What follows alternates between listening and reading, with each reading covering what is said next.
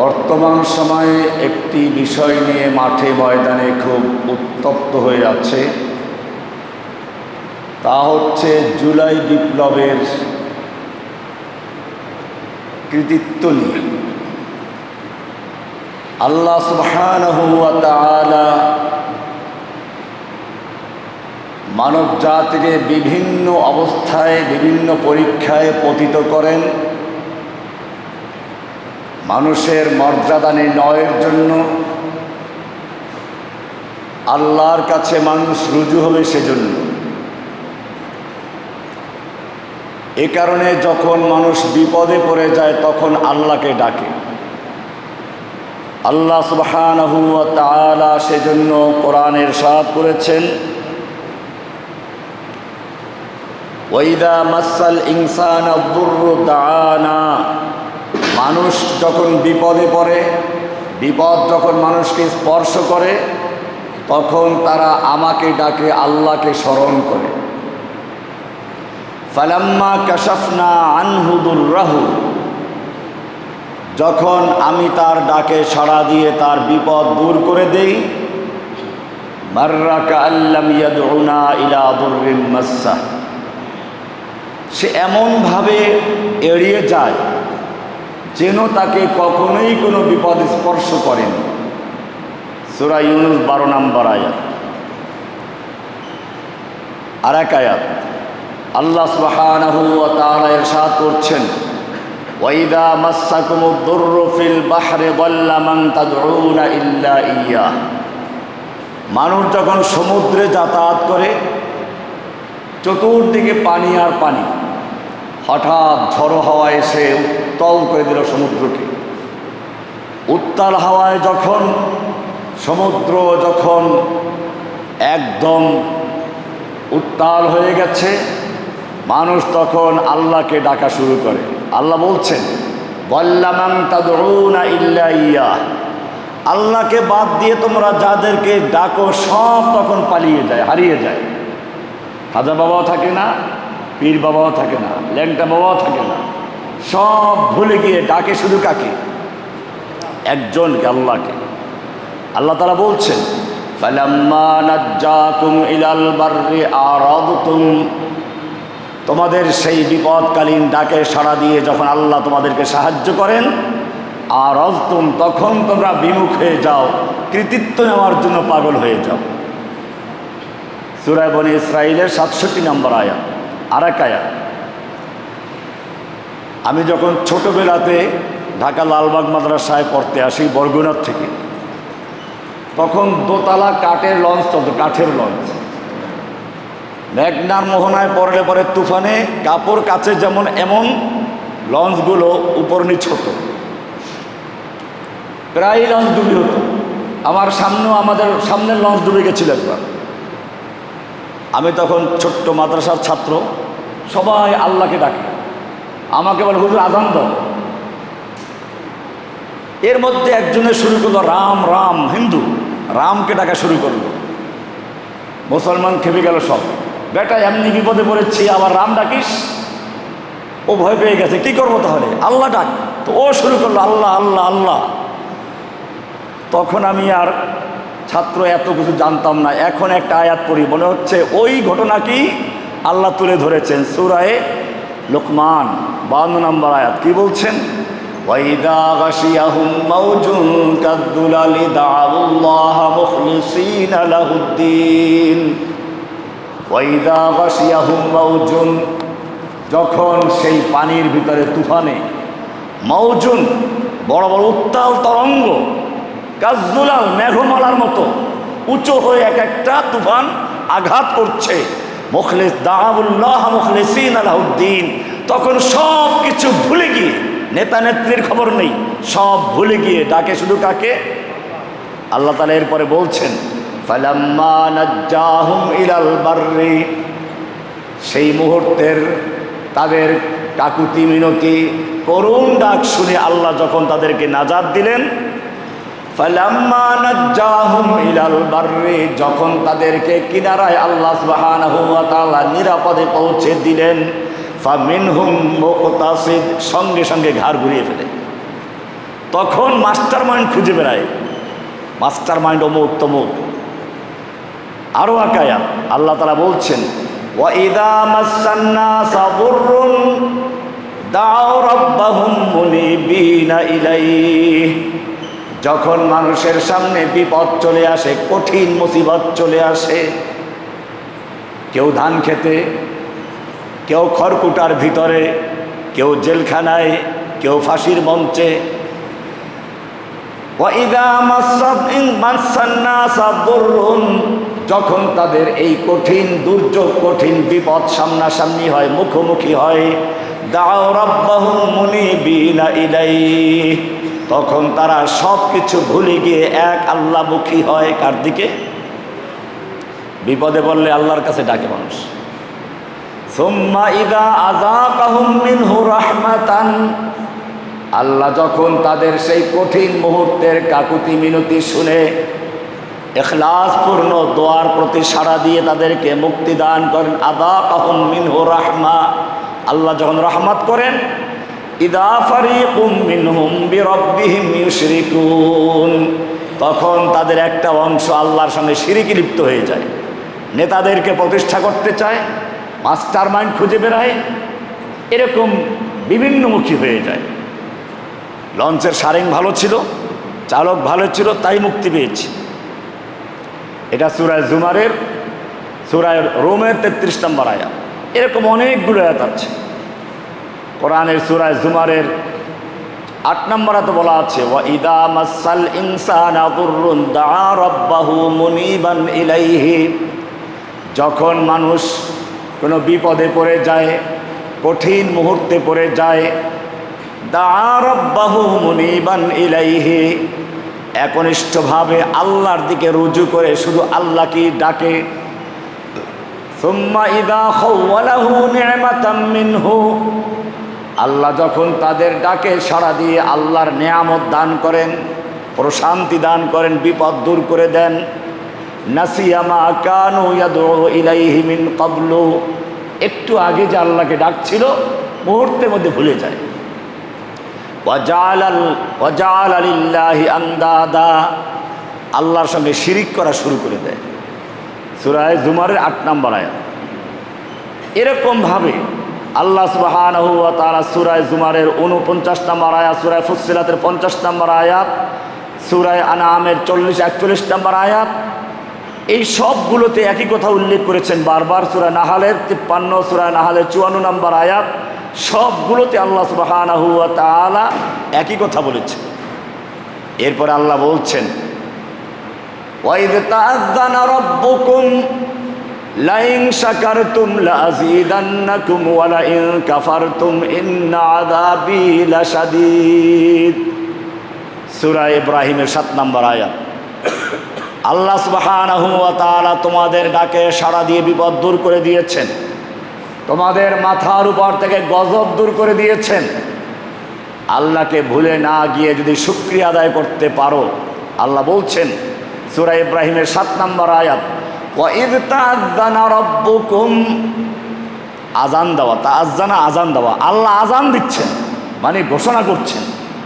ওয়াইদ তাআযানা রাব্বুকুম, তোমাদের রব তোমাদের জন্য আযান দিচ্ছেন, ঘোষণা করছেন, প্রকাশ্য এলান করে জানাচ্ছেন, লা ইন শাকারতুম লাযীদান্নাকুম, তোমরা তোমাদের নিজেদের কৃতিত্ব না দিয়ে, তোমাদের নেতা নেত্রীদেরকে প্রতিষ্ঠিত করতে না গিয়ে, ওই বিপদের মুহূর্তে যাকে ডেকেছিলে যদি তাকেই তোমরা শুকরিয়া আদায় করো, কৃতজ্ঞতা আদায় করো, লা ইন শাকারতুম, যদি তোমরা শুকরিয়া আদায় করো, কৃতজ্ঞতা আদায় করো, লাযীদান্নাকুম, আমি তোমাদের নেয়ামত আরো অনেক অনেক বৃদ্ধি করে দিব, তোমাদের সুখ দিব, শান্তি দিব, নিরাপত্তা দিব।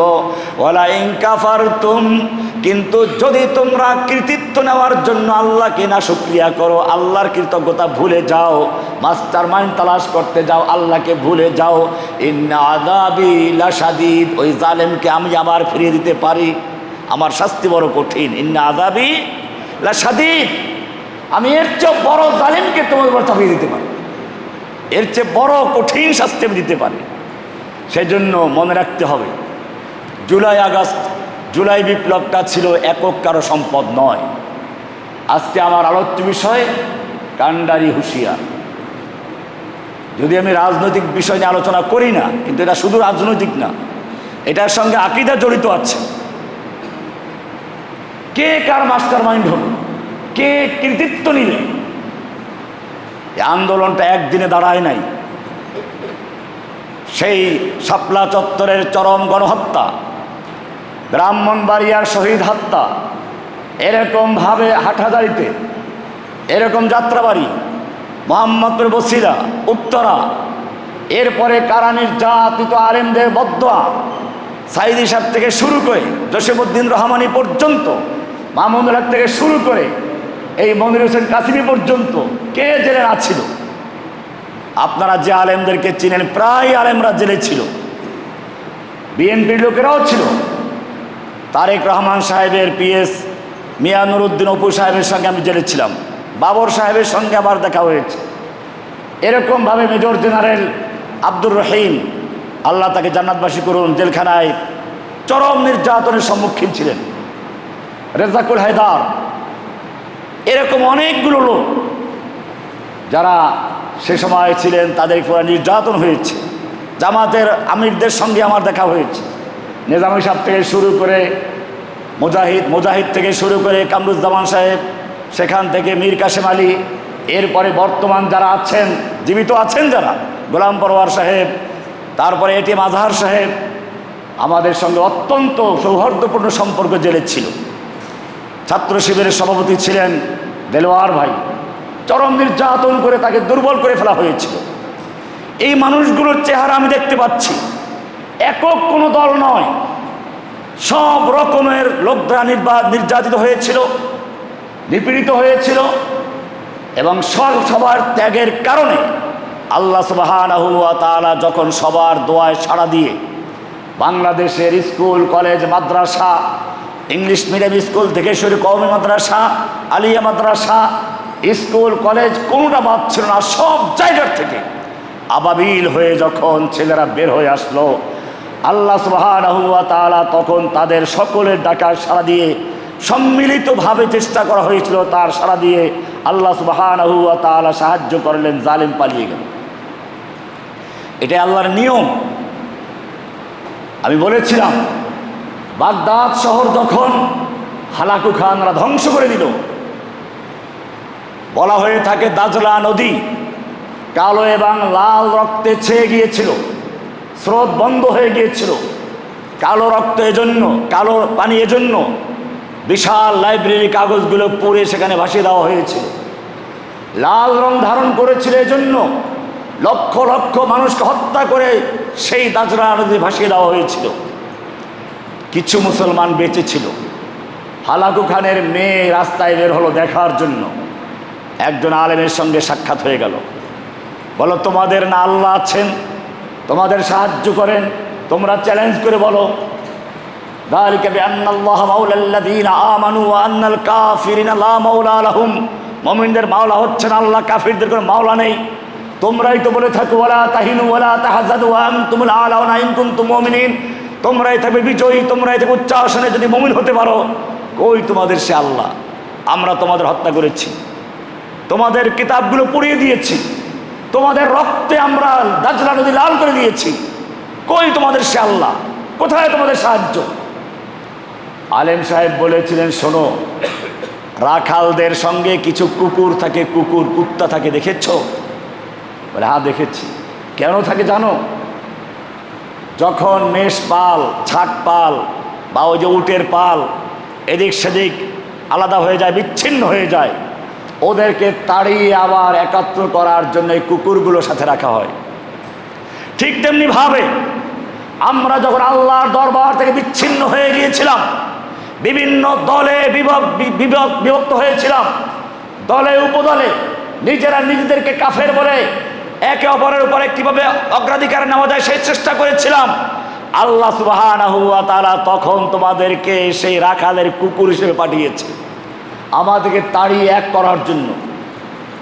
আর জেনে রাখো, আমরা যেদিন ঐক্যবদ্ধ হব, আমরা যদি এক হব, সেদিন আবার তোমাদের সেই পালাবার জায়গাও থাকবে না। আল্লাহ সুবহানাহু ওয়া তাআলা সেজন্যই এদেশে কিছু লেডি কুকুর পাঠিয়েছিলেন। এদেশের ইসলামী দলগুলো যখন বিচ্ছিন্ন হয়েছিল, যখন আলেম ওলামারা নিজেদের মধ্যে গন্ডগোল শুরু করেছিল, সে সময় কিছু কুকুর লেলিয়ে দিয়েছিলেন, ওরা এদেরকে একাত্র করেছিল। কিন্তু আবার যখন সেই কুকুরগুলো সরে গেছে, বিচ্ছিন্ন হয়ে গেছে, আল্লাহ সুবহানাহু ওয়া তাআলা বলছেন, শোনো, ঐক্যবদ্ধ হও। যদি বিচ্ছিন্ন থাকো আর কে কৃতিত্ব নিতে চাও, জেনে রাখো এসবের কোনো মাস্টার মাইন্ড হয় না। মাস্টার মাইন্ড কে? কোরআন পরিষ্কার বলেছে, আমাকারু আমাকারাল্লাহ আল্লাহু খায়রুল মাকিরিন। ওরা চক্রান্ত করেছে, ষড়যন্ত্র করেছে, আর আল্লাহ হচ্ছেন উত্তম সমাধানকারী, উত্তম কৌশলকারী। নতুবা একটা লোককে মানুষের অন্তরে প্রতিষ্ঠা করার জন্য রেডিও, টেলিভিশন, বই, পুস্তক সব জায়গায় একটা লোকের বন্দনা, একটা লোকের গুণকীর্তন, একটা লোকের প্রচার, রাস্তার মোড়ে মোড়ে তার মূর্তি, বইয়ের ভিতরে তার মূর্তি, এমনকি জেলখানার ভিতরে বন্দি থাকার জায়গা না থাকলেও একটা কর্নার বানা হয়েছিল। কি কর্নার যেন? ওই লোকের নামই আর কি, আমি নামটা নিতে চাচ্ছি না। এত কিছু করা হয়েছিল মানুষের মনের ভিতরে সেই একটা মূর্তি বসানোর জন্য। কিন্তু দেখেছেন, যেই প্রজন্ম হওয়া উচিত ছিল সম্পূর্ণভাবে তাদের আনুগত্যশীল, যেই প্রজন্ম জন্ম নিয়ে দেখেছে ওই একই ব্যক্তির প্রশংসা, একই ব্যক্তির গুণকীর্তন, তাদের মধ্যে তো তার প্রভাব থাকা দরকার ছিল। কিন্তু কলমের মালিক তো অন্য একজন, আল্লাহ সুবহানাহু ওয়া তাআলা। আল্লাহ রাসূল সাল্লাল্লাহু আলাইহি ওয়াসাল্লাম বলেছেন, আল্লাহ তাআলা বলেন হাদিসে কুদসি, যে মানুষ সময়কে গালি দেয়, অথচ আমি সময়ের পরিবর্তনকারী। মানুষের কলম আমার হাতে। মানুষের কলম হচ্ছে মরুভূমিতে পড়ে থাকা একটা পাখির পরের সমতুল্য।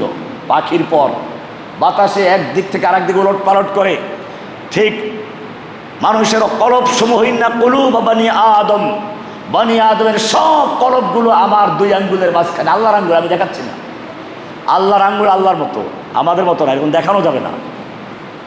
আল্লাহ তাআলা বলছেন, মানুষের কলব সমূহ আমার দুই আঙ্গুলের মাঝখানে, উকাল্লিবুহা কাইফা ইয়াশা কাইফা আশা, আমি যেরকম ইচ্ছা সেরকম পরিবর্তন করি।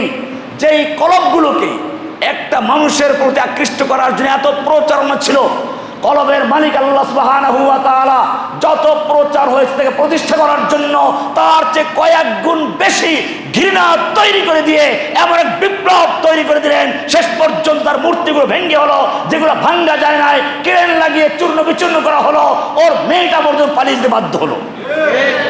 কলবের মালিক কে? সাবধান। আল্লাহ সুবহানাহু ওয়া তাআলা সাবধান করে দিয়েছেন, এরকম যদি বারবার আল্লাহর সঙ্গে বিদ্রোহ করা হয়, আল্লাহর সঙ্গে কুফরি করা হয়, তাহলে মনে রাখবেন নমরুদ ফেরাউনরা এই কাজগুলোই করেছিল। আল্লাহ সুবহানাহু ওয়া তাআলা যুগে যুগে নমরুদরা কি করেছেন সেই কথাগুলো বলেছেন। সাদ্দাদরা কি করেছে? অনেক সম্পদ ছিল, অনেক সচ্ছল ছিল।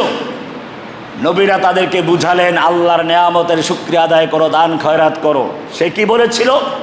সূরা কসাস ৭৮ নম্বর আয়াত পড়ুন। আল্লাহ সুবহানাহু ওয়া তাআলা বলছেন, ক্বালা ইন্নামা উতীতুহু আলা ইলমিন ইনদি। এই যে সম্পদ দেখো, কিসের আল্লাহর অনুগ্রহ? এটা আমার নিজের যোগ্যতা, আমার নিজের গুণ বলে আমি এটা করেছি। আলা ইলমিন ইনদি, আমার ইলম, আমার যোগ্যতা, আমার জ্ঞানের ভিত্তিতে আমি এটা করেছি। আওয়ালাম ইয়ালাম আন্নাল্লাহ ক্বাদ আহলাকা মিন ক্বাবলিহি মিনাল কুরুনি মান হুয়া আশাদ্দু মিনহু কুওয়া ওয়া আকসারু জামআ। আল্লাহ তাআলা বলছেন, ওরা কি দেখে না? আন্নাল্লাহ ক্বাদ আহলাকা মান ক্বাবলাহু, আল্লাহ তাআলা এর আগে অনেক জাতিকে ধ্বংস করেছেন। মিনাল কুরুন মান হুয়া আশাদ্দু মিনহু কুওয়াতান, যারা শক্তির দিক থেকে তাদের চেয়ে অনেক বড় শক্তিশালী ছিল। ও আকসারু জামান, সেনাদল, জনবল এর চেয়ে অনেক বেশি ছিল। জনবল বড় ছিল, অর্থ শক্তি ছিল, অস্ত্র শক্তি ছিল, কৌয়া ছিল, জামা ছিল। আল্লাহ বলছেন, ওয়ালা ইউসআলু আন যুনুবিহিমুল মুজরিমুন, সবগুলো আল্লাহ ধ্বংস করেছেন। কি বলছেন আল্লাহ সুবহানাহু ওয়া তাআলা? আমাদেরকে সতর্ক করছেন, যখনই আল্লাহর নেয়ামত হয় তখনই দেখা যায় এরকম কিছু লোক এটা করে। আল্লাহ তাআলা বলছেন, আবতাগি ফীমা আতাকাল্লাহুদ দারাল আখিরাহ।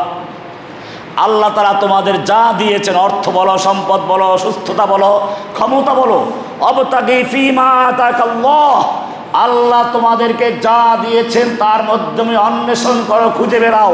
কি খুঁজে বেড়াও? নেতৃত্ব। আদ-দারুল আখিরাতা, আখিরাতের সম্মান, আখিরাতের মর্যাদা, আখিরাতের স্থায়ী বসবাস, আখিরাতের বাড়ি তালাশ করো। ওয়ালা তানসা নসিবাকা মিনাদ দুনিয়া, খবরদার দুনিয়ার তোমার অংশকে তুমি ভুলে যেও না। ওয়া আহসিন কামা আহসানাল্লাহু ইলাইক, আল্লাহ যেভাবে তোমাদের উপরে রহমত করেছেন, দয়া করেছেন। তোমরা ছিলে জঙ্গলে পাহাড়ে মশার কামড় খেতে, ধান খেতে গিয়ে ঘুমাতে, খড়কুটার ভিতরে গিয়ে শুয়ে থাকতে, ঘরে থাকার মতো অবস্থা ছিল না, কারাগারে বন্দী ছিলে। আল্লাহ তাআলা বলছেন, ওয়া আহসিন কামা আহসানাল্লাহু ইলাইক, আল্লাহ যেভাবে তোমাদের প্রতি ইহসান করেছেন, দয়া করেছেন, অনুগ্রহ করেছেন, সেভাবেই তোমরা অনুগ্রহ করো। ওয়ালা তাবগিল ফাসাদা ফিল আরদে, আবার নিজেরা গন্ডগোল করে মারামারি করে জমিনে ফাসাদ করো না। ওয়ালা তাবগিল ফাসাদা ফিল আরদ, আল্লাহর জমিনে ফাসাদ করো না, গন্ডগোল করো না, মারামারি করো না, এরকম লুটতারাজ করো না। ইন্নাল্লাহা লা ইউহিব্বুল মুফসিদিন, জেনে রাখো যারা ফাসাদ করে, যারা গন্ডগোল করে, অশান্তি সৃষ্টি করে, বিশৃঙ্খলা করে, এই ফ্যাসিবাদীদেরকে আল্লাহ যুগে যুগে ধ্বংস করেছেন। এদেরকে আল্লাহ কখনোই বরদাস্ত করেন না। সূরা কসাস ৭৭ নম্বর আয়াত। এমনিভাবে আল্লাহ সুবহানাহু ওয়া তাআলা কোরআনে আরও অনেক ঘটনা বলেছেন যারা এই যুগে যুগে এরকম কাজ করেছেন। আল্লাহ বলছেন, কুল তামাত্তা বিকুফরিকা কালিলান, ক্ষমতা পেয়েছো কয়েকদিন আনন্দ করো, ইন্নাকা মিন আসহাবিন নার, ধরবে আল্লাহ সুবহানাহু ওয়া তাআলা, জাহান্নামে নিক্ষেপ করবে। এমনিভাবে আল্লাহ সুবহানাহু ওয়া তাআলা আমাদের সাবধান করেছেন, শুকরিয়া আদায় করো। কোরআন বলছে, ফাযকুরুনি আযকুরুকুম ওয়াশকুরুলি ওয়ালা তাকফুরুন, আমাকে জিকির করো। ওই বিপদে পড়ে যেরকম স্মরণ করেছিলে, সব কিছু ভুলে গিয়েছিলে, এখন আল্লাহ নেয়ামত দিয়েছেন পরীক্ষা করার জন্য। ফাযকুরুনি আযকুরকুম ওয়াশকুরুলি ওয়ালা তাকফুরুন, ফাযকুরুনি, আমাকে জিকির করো যেরকম আগে করেছো, আযকুরকুম, আমিও তোমাদের স্মরণ করব, তোমাদের পাশে সাহায্য নিয়ে থাকবো। ওয়াশকুরুলি, কৃতজ্ঞতা আদায় করো। কে কৃতিত্ব নিবে, কে মাস্টার মাইন্ড হবে, এই সব বাদ দাও। ওয়ালা তাকফুরুন, কুফরি করো না। এইখানে কুফরি মানে অকৃতজ্ঞতা। ওই যে বাথরুম থেকে বের হয়ে আমরা কি বলি, গুফরানাকা, কেন? এটা কৃতজ্ঞতার জন্য, এটা ক্ষমা চাওয়া না। এখানে গুফরানা মানে লা কুফরানা, আমরা তোমার অকৃতজ্ঞ না, তোমার শুকরিয়া আদায় করছি। যেই কঠিন কষ্টে ছিলাম, পেট যদি বন্ধ হয়ে যায়, পেশাব পায়খানা বন্ধ হয়ে যায়, কী অবস্থাটা তৈরি হয়, সেখান থেকে তুমি মুক্তি দিয়েছো, সেজন্য কি বলা হয়, গুফরানাকা। আল্লাহ তাআলা বলছেন, ওয়ালা তাকফুরুন, অকৃতজ্ঞতা হইও না, অকৃতজ্ঞতা প্রকাশ করো না, কৃতজ্ঞ হইও না। সূরা বাকারা ১৫২ নম্বর আয়াত। এমনিভাবে সূরা নাহালের ১১৪ নম্বরে বলা হয়েছে, ওয়াশকুরু নি'মাতাল্লাহি ইন কুনতুম ইয়াহু তা'বুদুন, আল্লাহর নেয়ামতের শুকরিয়া আদায় করো যদি সত্যিকার তোমরা তাকে ইবাদত করো। সূরা নাহাল ১১৪ নম্বর আয়াত। দাউদ আলাইহিস সালামকে আল্লাহ বলেছেন, আমালু আলা দাউদা শুকরান, হে দাউদ পরিবার আল্লাহর শুকরিয়া আদায় করো, কৃতজ্ঞতা আদায় করো। ওয়া কালিলুম মিন ইবাদিয়াশ শাকুর, শুকরিয়া আদায় করা বান্দাদের সংখ্যা খুবই কম। এই জন্য কৃতজ্ঞতা আদায় করা, যে যে অবস্থায় আছে, আমি সবসময় আমার নিচের লোকের দিকে তাকাবো। আমার হাতগুলো ঠিক আছে, পাগুলো ঠিক আছে, চোখ দুটো ঠিক আছে। যার চোখ নেই সে কেমনে চলে? সে দুনিয়া দেখতে পায় না, স্ত্রীকে দেখতে পায় না, সন্তানের মুখ দেখতে পায় না। একটু চিন্তা করেছেন চোখ কত বড় নেয়ামত? আল্লাহ সুবহানাহু ওয়া তাআলা সেজন্য বলেছেন, ওয়া কালিলুম মিন ইবাদিয়াশ শাকুর, আমার বান্দাদের মধ্যে শুকুর গুজার আদায় করা, শুকরিয়া আদায় করাদের সংখ্যা খুবই নগণ্য। আল্লাহ সুবহানাহু ওয়া তাআলা আরো বলেছেন, ফাকুলু মিম্মা রাযাকাকুমুল্লাহু হালালান তাইয়্যিবা, আমি তোমাদেরকে যে রিজিক দান করেছি সেগুলো হালাল পবিত্র, যেগুলো সেগুলো খাও। অশকুরু নি'মাতাল্লাহ, আল্লাহর নিয়ামতের শুকরিয়া আদায় করো। ইন কুনতুম ইয়াহু তা'বুদুন, যদি সত্যিকার অর্থে আল্লাহর ইবাদতকারী হয়ে থাকো। এরকমভাবে আল্লাহ তাআলা বলছেন, তুমি তো নিয়ামত খুঁজে পাও না, তোমার উপরে কি নিয়ামত দেখো, কেবল তোমার বাড়ির পাশের বিল্ডিং কত বড়, আর একজনের চেহারা কত সুন্দর, আর একজনের সন্তান কত বড় শিক্ষিত, এই দিকে তাকাও। তুমি কি জানো সূরা নাহলের 18 নম্বর আয়াত, ওয়া ইন তাউদ্দু নি'মাতাল্লাহি লা তুহসুহা, আল্লাহর নিয়ামত যদি তুমি গণনা করতে শুরু করো, আল্লাহর নিয়ামত যদি তুমি শুমার করতে শুরু করো, লা তুহসুহা, গণনা করে শেষ করতে পারবে না। ইন্নাল্লাহা লাগফুরুর রহিম, সূরা নাহল 18 নম্বর আয়াত। এরপরে মনে রাখতে হবে, একটা সময় যখন বিপ্লব তৈরি হয়, এককভাবে কারো মেহনতের দ্বারা হয় না। এই জন্য আল্লাহর রাসূল সাল্লাল্লাহু আলাইহি ওয়াসাল্লাম বলেছেন, লা ইয়াশকুরুল্লাহ মান লা ইয়াশকুরুন নাস, যে মানুষের কৃতজ্ঞতা আদায় করে না, সে আল্লাহর কৃতজ্ঞতাও আদায় করে না। এই জন্য উপকারের উপকার স্বীকার করাও একটা সুন্নাহ, আল্লাহর নির্দেশ। মান লাম ইয়াশকুরিন নাস লাম ইয়াশকুরিল্লাহ, যারা মানুষের কৃতজ্ঞতা আদায় করে না, তারা আল্লাহর কৃতজ্ঞতাও আদায় করে না। সেই জন্য যাদের ত্যাগ আছে, যাদের কোরবানি আছে, এদের স্মরণ করা, এদের জন্য দোয়া করা, এটাও আমাদের কর্তব্য। কিন্তু সেগুলো ভুলে গিয়ে আমরা পড়ে আছি কে কৃতিত্ব নিব।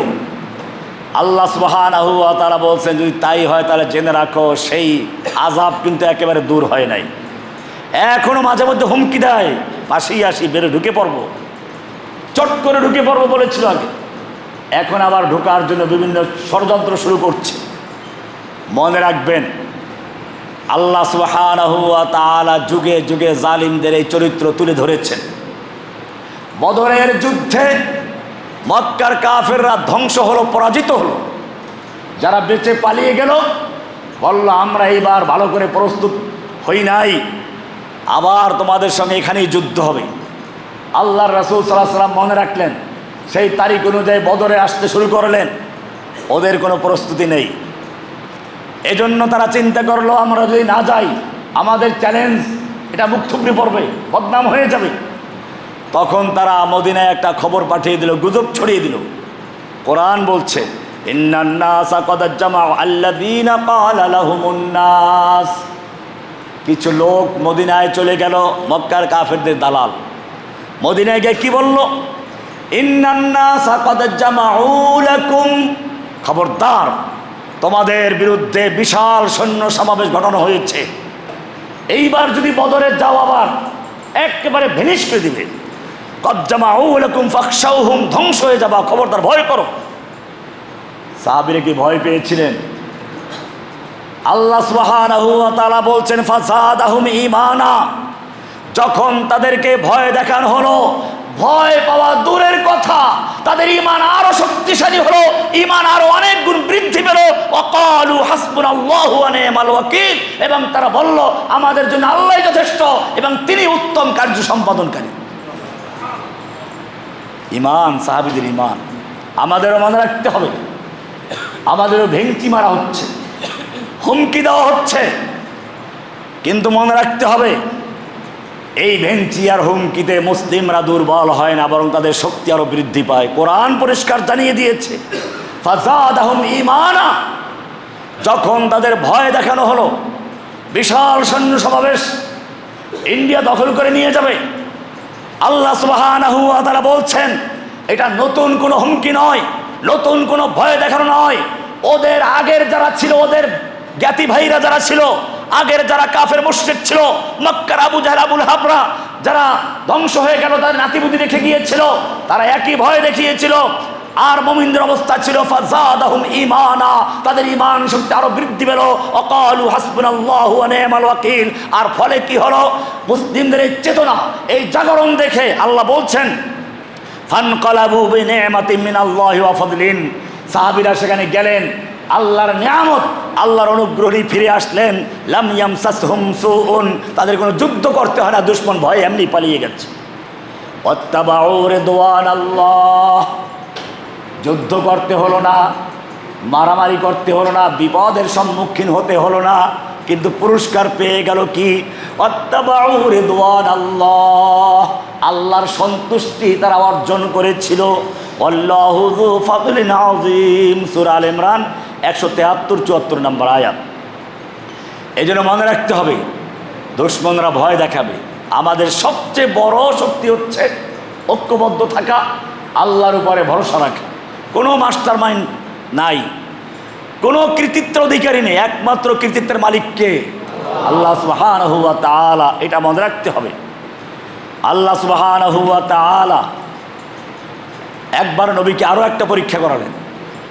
রাসূল আকরাম সাল্লাল্লাহু আলাইহি ওয়াসাল্লামের মক্কা বিজয়ের আগের ঘটনা আমি অনেকবার বলেছি। এটা ওসমান রাদিয়াল্লাহু তাআলা আনহুকে হুদায়বিয়ার সময় যখন আটকা পড়লেন, পাঠালেন মক্কায়, যাও আমরা উমরা করতে এসেছি, যুদ্ধ করতে আসি নাই, মক্কার লোকদেরকে বুঝাও আমরা ইহরামের কাপড় পরে এসেছি, অস্ত্র পরিধান করে আসি নাই, আমাদের সঙ্গে কোরবানির পশু আছে, যুদ্ধের ঘোড়া আমরা আনি নাই, আমরা উমরা করে ফিরে যাব। মদিনার মক্কার লোকেরা চিন্তা করলে এই তো একটা মোক্ষম সুযোগ। মুহাম্মদ সাল্লাল্লাহু আলাইহি ওয়াসাল্লাম নিজে, তার সঙ্গে 1400 সাহাবী আছেন, আনসার মুহাজিরদের ক্রিম লোকগুলো এখানে আছে। এই লোকগুলো যদি ধ্বংস করে দেওয়া যায়, তাহলে আর আমাদের জন্য কেউ চ্যালেঞ্জ করতে পারবে না, আমাদের জন্য কোনো হুমকি থাকবে না। আল্লাহ সুবহানাহু ওয়া তাআলা মুমিনদেরকেও পরীক্ষা করবেন। ওরা খবর ছড়িয়ে দিল ওসমানকে হত্যা করা হয়েছে। বাস্তবে কি ওসমানকে হত্যা করা হয়েছিল? হয় নাই। কাজে যারা কথায় কথায় আল্লাহ নবীর ভালোবাসার প্রমাণ দিতে গিয়ে বলে গালিবুল গাইব, আল্লাহর জায়গায় বসায় না, তাদের চিন্তা করা উচিত আল্লাহকে ভালোবাসবো আল্লাহর জায়গায়, রসুলকে রসুলের জায়গায়। আমি সে আলোচনা ইনশাআল্লাহ সামনের দিকে সিরাতের আলোচনাগুলোতে করবো, রবিউল মার সামনে। যেহেতু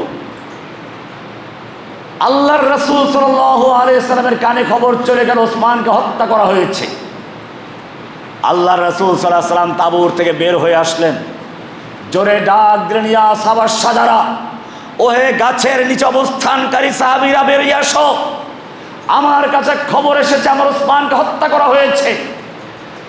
আমি হাত বিছিয়ে দিলাম, আমার হাতে হাত রেখে বায়াত করো, অঙ্গীকার করো, ওসমান হত্যার বদলা নিতে গিয়ে হয়তো মক্কা বিজয় করে ছাড়বো, নতুবা সকলেই শহীদ হয়ে যাব, একটা লোক মদিনায় ফিরে যাব না। কে কে রাজি আছে? 1400 সাহাবায়ে কেরাম পর্যায়ক্রমে আল্লাহ নবীর হাতে হাত রেখে বায়াত করেছেন। একটা মাত্র মুনাফিক ছিল, পালিয়ে গেল। বাকি 1400 সাহাবায়ে কেরাম আল্লাহর নবীর হাতে হাত রেখে বায়াত করেছেন। আর বায়াত করে তারা আনন্দে কবিতা পড়তে লাগলেন, নাহনুল্লাযীনা বায়াউ মুহাম্মাদা আলাল জিহাদ মা বাকিনা আবাদা। আমরা সে জাতি যারা আল্লাহর নবীর মুহাম্মদের হাতে হাত রেখে বায়াত করেছি, আল্লাহর নবীর হাতে হাত রেখে অঙ্গীকার করেছি, আমাদের দেহে রূহ থাকা পর্যন্ত আমরা কেউ পিছপা হব না, পালাবো না, নিস্তব্ধ হব, নীরব হব না। এই কবিতা যখন পড়তে শুরু করলেন, মক্কার কাফেরদের অন্তরে ভয় ঢুকে গেল। তারা বুঝতে পারলো এরা আমাদের খবর শুনে দুর্বল হয় নাই, বরং শক্তি আরো বেড়েছে।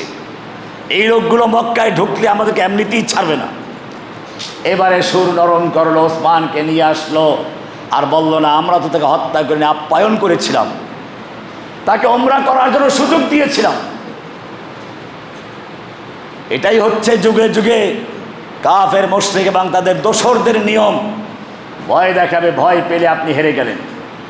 আর যদি মোকাবেলা করতে পারেন, সাহস নিয়ে দাঁড়াতে পারেন, তাহলে জেনে রাখবেন সাহায্য করার মালিককে আল্লাহ সুবহানাহু ওয়া তাআলা। কাফেররা নরম হয়ে গেল, হুদায়বিয়ার সন্ধি হচ্ছে। এরপরে আল্লাহ রাব্বুল আলামিন আয়াত নাজিল করে দিলেন, লাকাদ রাদিয়াল্লাহু আনিল মুমিনিনা ইয ইউবাইউনাকা তাহতাশ শাজারা।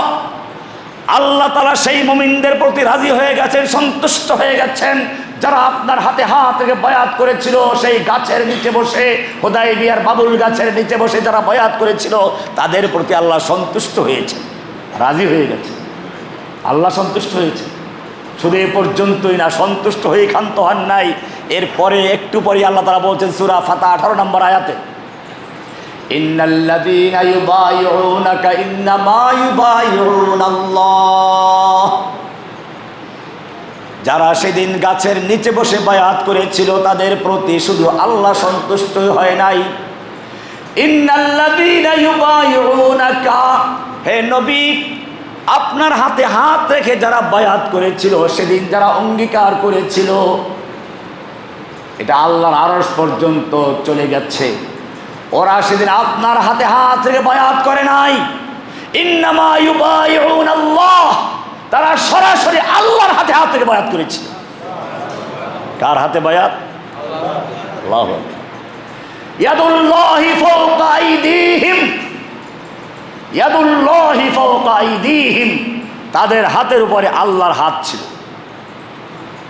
এটাই হচ্ছে যুগে যুগে আল্লাহ তাআলা মুমিনদেরকে সাহায্য করেন। সেই জন্য মনে রাখবেন, আমাদের কাজ নয় কারো হুঙ্কার শুনে ভীত হওয়া, আমাদের কাজ নয় কোনো বানরের ভেঙচি দেখে ভয় পেয়ে যাওয়া। মুমিনদের কাজ হচ্ছে যখনই কোনো বাতিল চ্যালেঞ্জ করে, সেই চ্যালেঞ্জকে মোকাবেলা করে আরো সাহস নিয়ে এগিয়ে যাওয়া। কবি ইকবাল বলেছেন, তুম দিয়ে বাদে মুখালিফ সে না ঘবরায়ো কব।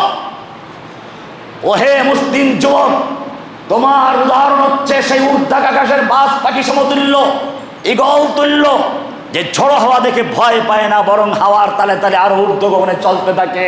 ইয়ে তো চলতি হয় তুঝে উঁচা উড়ানে কে নিয়ে, এই তর হাওয়া, এই উত্তর হাওয়া, এটা চলছে তোমাকে আরো ঊর্ধ্ব গগনে নেওয়ার জন্য, তোমাকে পরাজিত করার জন্য নয়। সেই জন্য মুমিন ভয় পেলে চলবে না। বাতিল সে দবনে ওয়ালে আসমান হি হ্যাঁ, বাতিলের কাছে মুসলিমরা কখনো ভয় পায় না। বলা হয়েছিল হিন্দুদেরকে কি আমরা ভয় পাবো?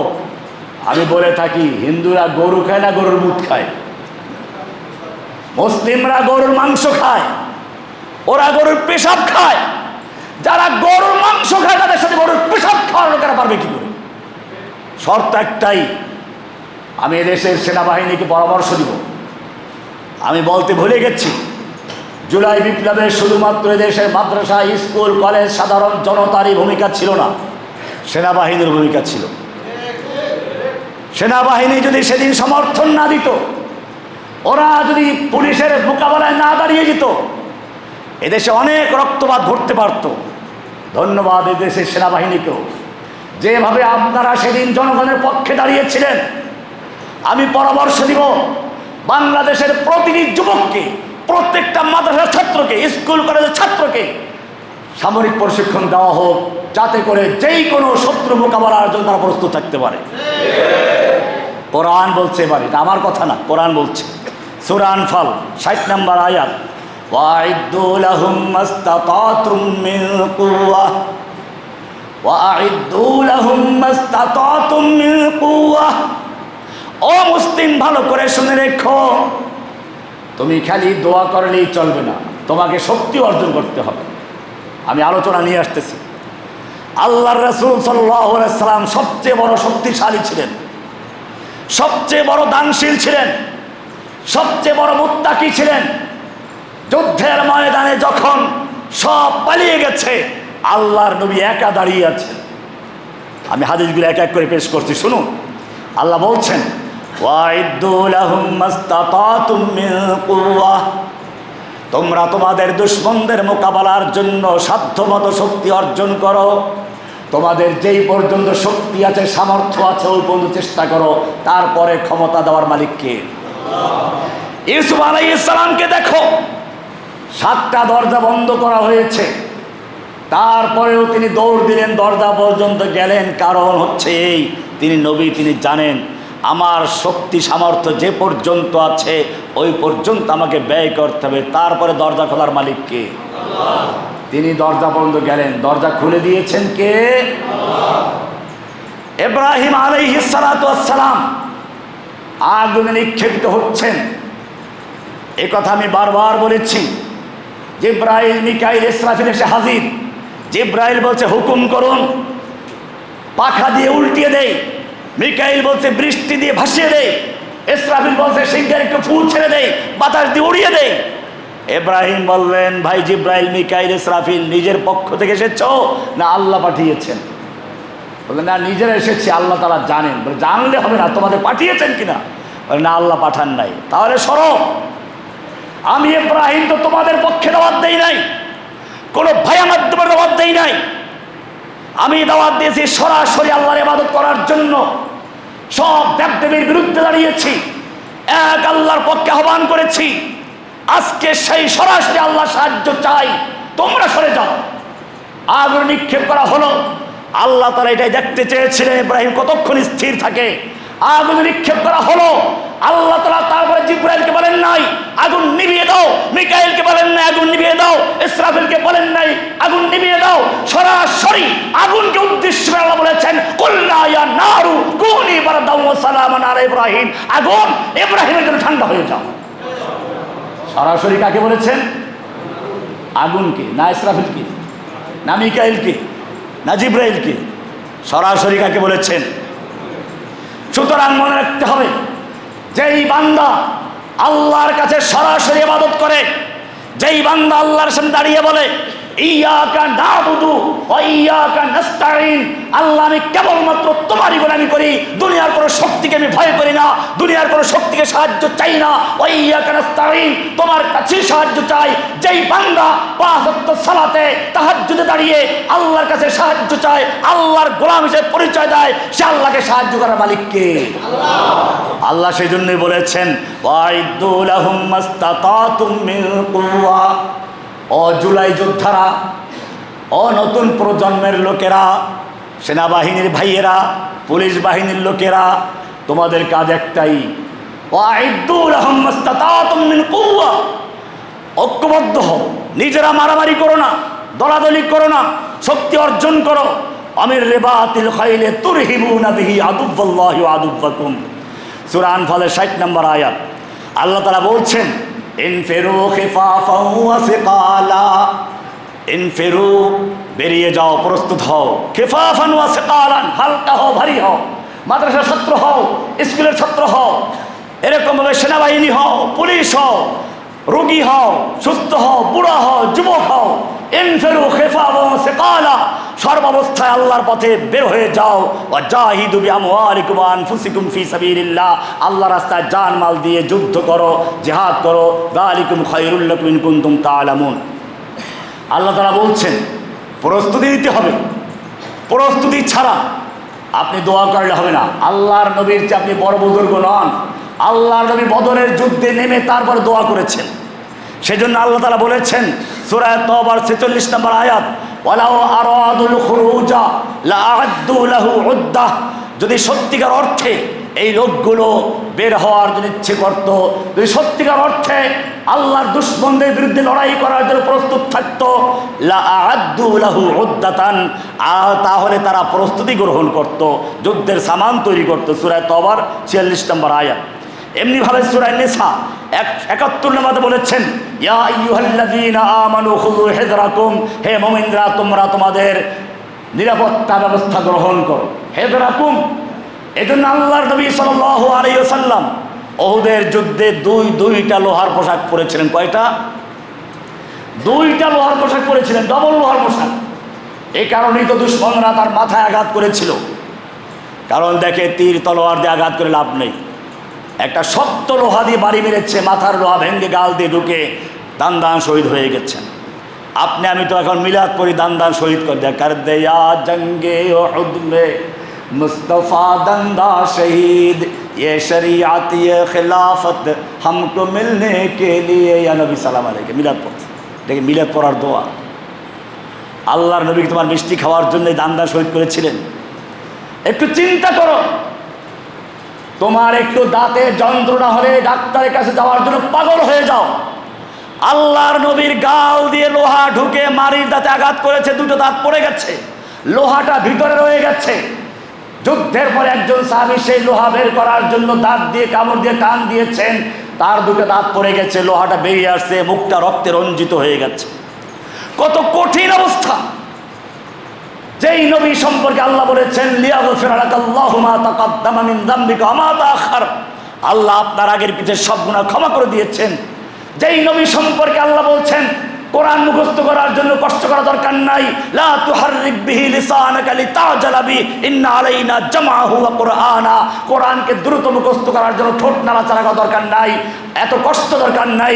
ইন্না আলাইনা জামাহু ওয়া কুরআনা, গোটা কোরআনকে নূর বানিয়ে আপনার সিনায় জমা করে দেওয়ার দায়িত্ব আমি আল্লাহ গ্রহণ করেছি।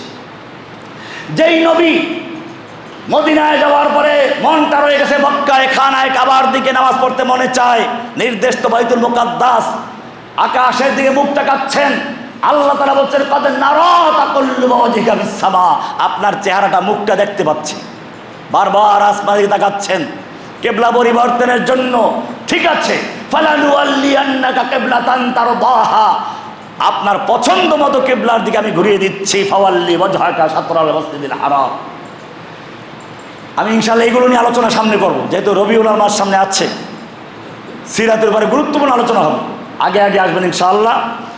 আমি যে বিষয়ে আলোচনা করছিলাম আজকে, এই নিজেরা গন্ডগোল করা, দলাদলি করা, আল্লাহর নেয়ামত চলে যাওয়ার একটা আশঙ্কা আছে। আল্লাহ সুবহানাহু ওয়া তাআলা সেজন্য মুমিনদেরকে প্রস্তুত থাকতে বলেছেন। আল্লাহর নবী সাল্লাল্লাহু আলাইহি সাল্লাম বদরের যুদ্ধের ময়দানে আছেন। এক তরুণ যুবক এসে বলছে, ইয়া রাসূলুল্লাহ, এই আমার যৌবন, এই আমার বাহু, এই আমার শক্তি, আমি যদি আল্লাহর রাস্তায় যুদ্ধ করে শহীদ হয়ে যায় আমার জন্য কি পুরস্কার আছে? আল্লাহ রাসূল সাল্লাল্লাহু আলাইহি সাল্লাম বলে, জান্নাত। যুবকের হাতে খেজুর ছিল, থলিতে খেজুর ছিল, কয়েকটা খেজুর বের করলো। যুদ্ধ করতে শক্তির প্রয়োজন, 2-3টা খেজুর খেয়ে বাকিগুলো ছুঁড়ে মারলেন আর বললেন, এতগুলো খেজুর যদি খেতে যাই আমার জান্নাতে যেতে অনেক দেরি হয়ে যাবে, জান্নাতে যেতে অনেক দেরি হয়ে যাবে। খেজুর ছুঁড়ে মারলো, তলোয়ার নিয়ে যুদ্ধের ময়দানে ঝাঁপিয়ে পড়লো, দুশমনদের কাতারের ভিতরে ঢুকে পড়লো। যেদিকে যাচ্ছে লাশ স্তূপ করে দিচ্ছে। তাফসীরে লেখা হয়, মুহাদ্দিসিন লিখেছেন, অমাবস্যার পূর্ণিমার চাঁদ যেরকম কালো মেঘের ভিতরে ঢুকে যায়, সেই সুন্দর চেহারার যুবক যুদ্ধ করতে করতে দুশমনদের ভিড়ের ভিতরে ঢুকে পড়েছে। সাহাবায়ে কেরাম ডাক দিলেন, যুবক তুমি তো কাফেরদের ভিড়ে ঢুকে পড়েছো, ফিরে আসো। যুবক তাকালো, ঠোঁটে মুচকি হাসি, চেহারায় রক্ত, আর বলছে, আমার ভাইয়েরা যেতে দাও, আমি তো পাহাড়ের দিক থেকে জান্নাতের সুগন্ধ নাকি পাচ্ছি। যুদ্ধ করতে করতে শহীদ হয়ে গেল। আল্লাহ তাআলা বলছেন, শোনো, যারা এরকম জীবন দান করে, ওয়ালা তাকুলু লিমান ইউকতালু ফি সাবিলিল্লাহি আমওয়াত, যারা আল্লাহর রাস্তায় জীবন দেয়, যারা আল্লাহর রাস্তায় নিহত হয়, তোমরা তাদেরকে মৃত্যু বলো না, বালা হিয়াউ ওয়ালাকিন লা তাশউরুন, বরং তারা জীবিত, তোমরা টের পাচ্ছ না। সূরা বাকারা 154 নম্বর আয়াত। এরপরে আল্লাহ আরো এক ধাপে গিয়ে বলেছেন, আগে বলেছেন তাদেরকে মৃত্যু বলো না, এবারে বলছেন মৃত্যু কল্পনাও করো না।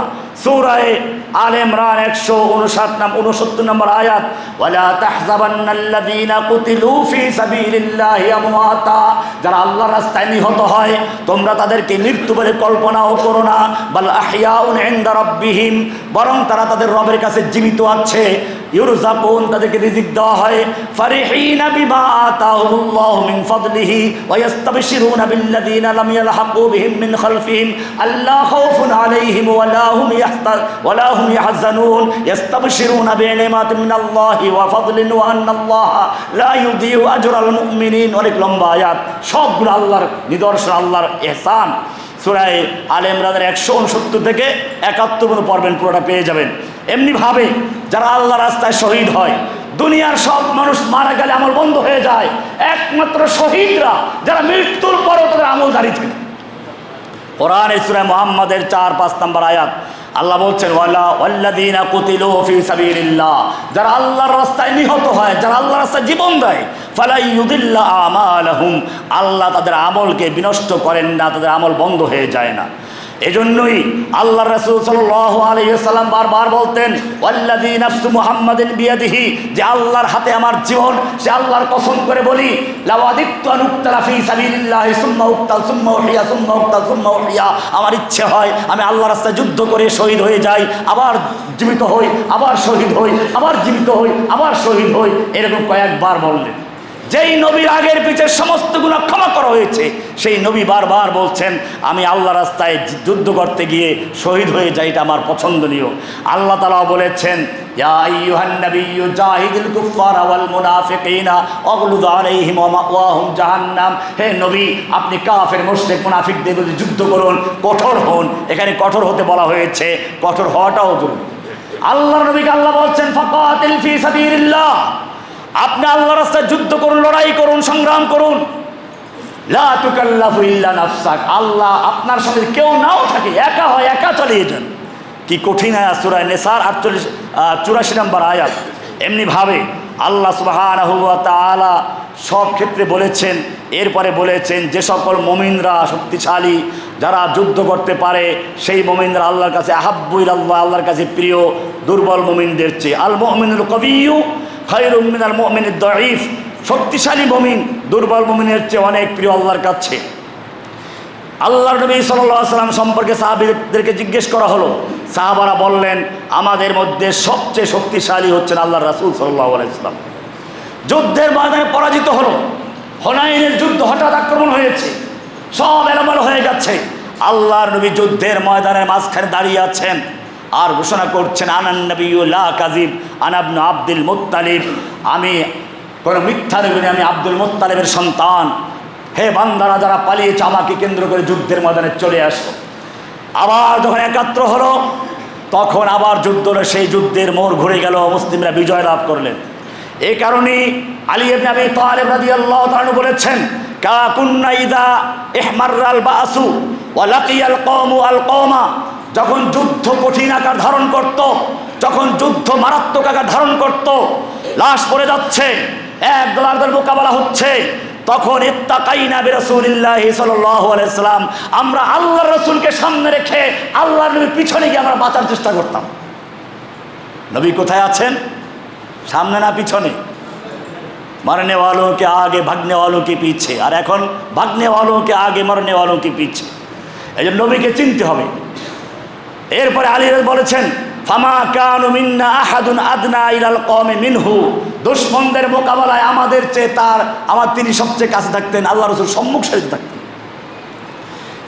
এক যুদ্ধের হুনাইন যুদ্ধ সম্পর্কে জিজ্ঞেস করা হলো বারা ইবনে আযিব রাদিয়াল্লাহু তাআলা আনহুকে, আফারারতুম আন রাসূলিল্লাহি সাল্লাল্লাহু আলাইহি ওয়াসাল্লাম ইয়ামা হুনাইন, তোমরা আল্লাহ রাসূলকে মাঠে রেখে সেদিন পালিয়েছিলে? তোমরা পালিয়েছিলে? প্রশ্ন, তোমরা পালিয়েছিলে কিনা? উত্তর কি দেয় দেখেন তো। উত্তর বলছেন লাকিন রাসূলুল্লাহ সাল্লাল্লাহু আলাইহি ওয়াসাল্লাম ইয়াফিররা, কিন্তু আল্লাহ রাসূল তো পালান নাই। তার মানে কি? প্রশ্ন হলো তোমরা কি পালিয়েছিলে? উত্তর বললেন রাসূল সাল্লাল্লাহু আলাইহি ওয়াসাল্লাম তো পালান নাই। তার মানে হচ্ছে আমরা পালালেও আমাদের নেতা পালান নাই, কমান্ডার পালান নাই। আর যুদ্ধের ময়দানে জয় পরাজয় নির্ভর করে কমান্ডারের উপরে। আমাদের নেতা, আমাদের নবী, আমাদের কমান্ডার যুদ্ধের ময়দানে দাঁড়িয়েছিলেন, সুতরাং আমরা পালাই নাই। সুতরাং যেই নেত্রী পালায় সেই লিডার হতে পারে না। এখন যতই ভেঙচি মারুন, ফিরে আসবো, খবরদার, যে পালাইয়ে যায় সে ফিরার সাহস রাখে না। সাহস থাকলে তো ও সময়ই থাকতো। এই জন্য ভয় পেলে চলবে না। এগুলো হচ্ছে বানরের ভেঙচি। মাঝে মধ্যে এগুলো দিয়ে মুমিনদের ঐক্যবদ্ধ করার ব্যবস্থা আল্লাহ তাআলা করেন। এই জন্য বলা হচ্ছে আল্লাহ রাসূল সাল্লাল্লাহু আলাইহি ওয়াসাল্লাম সেদিন বলেছিলেন নবিয়্যু লা কাযিব আন আব্দুল মুত্তালিব, বুখারী মুসলিম হাদিসের সব কিতাবে আছে। এরপরে তিনি ঘোষণা করেছেন ইয়া আইয়ুহান নাস ইলাইয়া ইলাইয়া, বান্দারা আমাকে কেন্দ্র করে আমার কাছে চলে আসো, আমাকে কেন্দ্র করে যুদ্ধ করো। আনা আব্দুল্লাহ রাসূলুহু, আমি আল্লাহর বান্দা এবং আল্লাহর রাসূল, আমার কাছে চলে আসো। সুবহানাল্লাহ, নবী পালান না। এজন্য আনাস রাদিয়াল্লাহু বলেছেন কানান নবী সাল্লাল্লাহু আলাইহি সাল্লাম আহসানান নাসে ওয়া আশজান নাসে ওয়া আজওয়াদান নাস, আমাদের রাসূল সাল্লাল্লাহু আলাইহি সাল্লাম দেখতে শুনতে সব মানুষের বেশি সুন্দর ছিলেন। শক্তির দিক থেকে আশজান নাস, সবচেয়ে বড় শক্তিশালী ছিলেন। ও আজওয়াদান নাস, সবচেয়ে বড় দানশীল ছিলেন। আর আমরা বুজুর্গের মাপকাঠি কি বলি? আমাদের হুজুর মাশাআল্লাহ এত বড় বুজুর্গ, একটা মুরগি জবাই করতে ভয় পায়। আমাদের হুজুর এত বড় বুজুর্গ, একটা মুরগি জবাই করতে ভয় পায়। আর আল্লাহর নবী যুদ্ধের ময়দানে আছেন। একবার মদিনায় একটা বিকট শব্দ হলো, সবাই ভয় পেয়ে গেল, সবাই প্রস্তুত হচ্ছে, দেখবে কি ঘটেছে। বের হইয়া দেখে আল্লাহ রাসূল ঘুরে আসছেন আর বলছেন না, ভয়ের কোনো কারণ নেই, তেমন কিছু না। হাদিসটা বুখারী মুসলিম আছে, আমি এখন সব বলতে পারছি না। এই জন্য মনে রাখবেন মুমিনরা কখনো ভয় পায় না। মুমিনরা ভয় পায় কাকে? এই জন্য আজকের আলোচনা ছিল একটা ব্যতিক্রমী আলোচনা।